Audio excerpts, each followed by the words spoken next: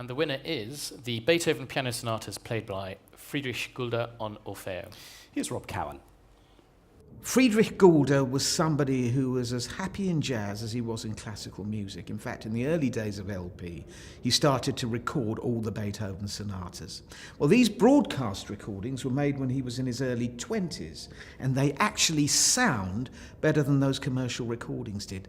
But what's wonderful about them is the way he relates to the music. You sense that here is a young person who's absolutely in love with the music, who's discovering it as he goes along.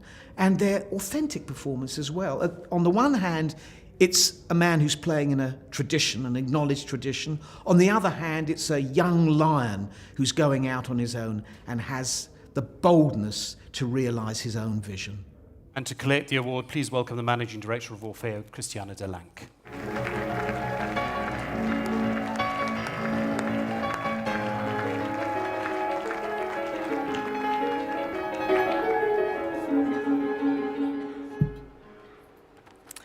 Well, I would like to thank Gramophone for this honor by reading out to you a message I got from Paul Gulda, the son of Friedrich Gulda, and telling you an anecdote of Friedrich Gulda. I think both will give you a very good impression of what his personality was like. The message of Paul is, during my father's lifetime, more specifically since the 1960s, he frequently saw reason to complain about the way his achievements were received by the musical press and what he called the establishment. Silly criticism, even sillier praise, was a typical reaction, and in his opinion, there existed only a few or even no journalists that truly were able to appreciate his lifetime achievement in full. Thus, we are very grateful for now to see how his unique pianism and artistry were enjoying ever-growing fame after his untimely death. He himself would probably be amused and only mildly pleased by the way his early recordings are now being unearthed, compared, and praised. I am sure he would take today's opportunity to once again direct his and your attention to the newest and most interesting trends in jazz, pop, and improvised music. To sum it up, he was not interested in music as a cultural heritage or historical burden.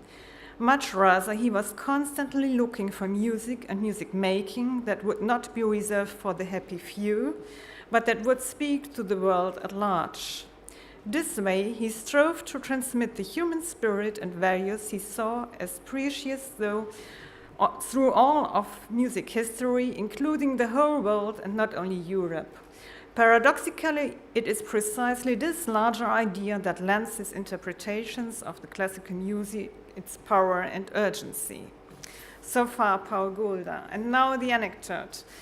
A very good friend of mine who studied violin before he went into economics because he really wanted to make money, met Friedrich Gulda in the 80s, and at that time he was a board member of a big group in the paper industry. And during a stay in Vienna, he went to a cafe house, and while entering, he saw at the counter Friedrich Gulda. And he really wanted to get in touch with him, and he said, well, I can't go there and say, well, hello, Mr. Gulda. So he went there and said, why don't we play together? And Gulda looked at him, and then he said, well, what instrument? And he said, violin. And Gulda said, well, Kreuzesonate.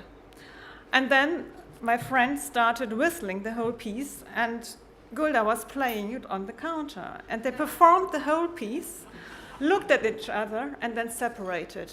And I think that's very typical for Gulda.